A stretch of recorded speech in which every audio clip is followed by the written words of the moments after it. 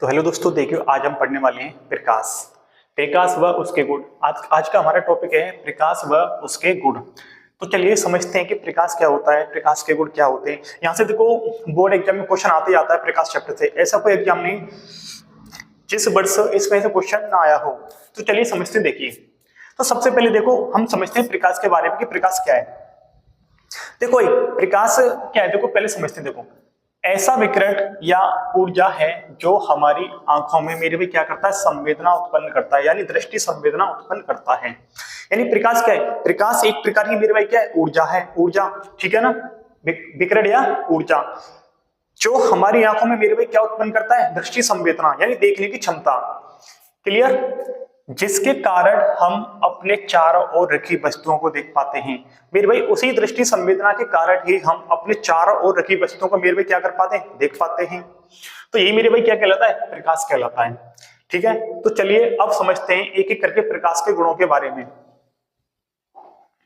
तो देखिए प्रकाश के गुण, तो देखिए प्रकाश का सबसे पहला गुण मेरे भाई क्या है कि प्रकाश सरल रेखा में गमन करता है।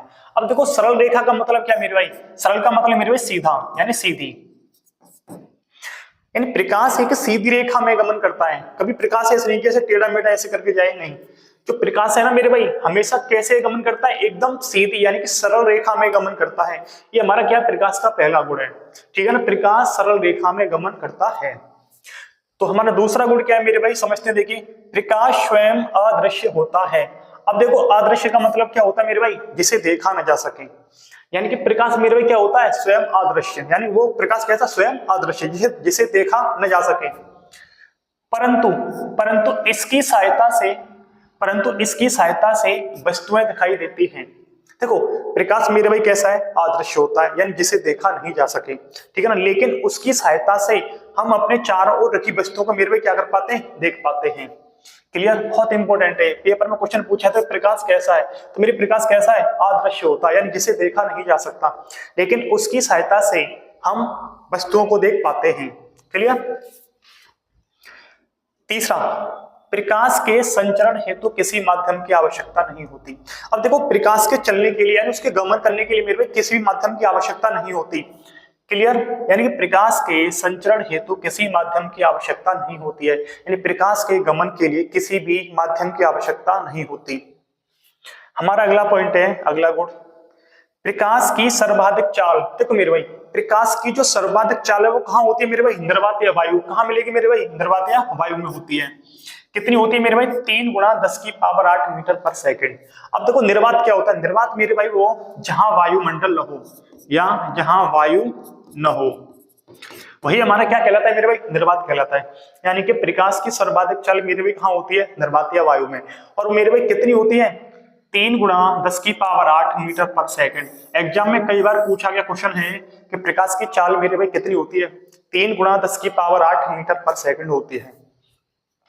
हमारा अगला पॉइंट, प्रकाश पारदर्शी माध्यम जैसे कांच वायु में से गुजर सकता है।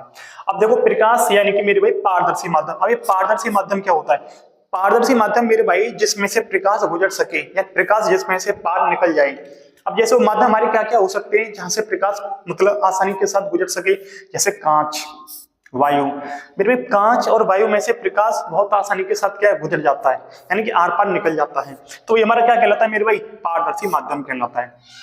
अब जैसे हमारा इसका विपरीत क्या होता है मेरे भाई, अपारदर्शी माध्यम। अब जैसे अपारदर्शी माध्यम जैसे लकड़ी लोहा आदि में से नहीं गुजर सकता।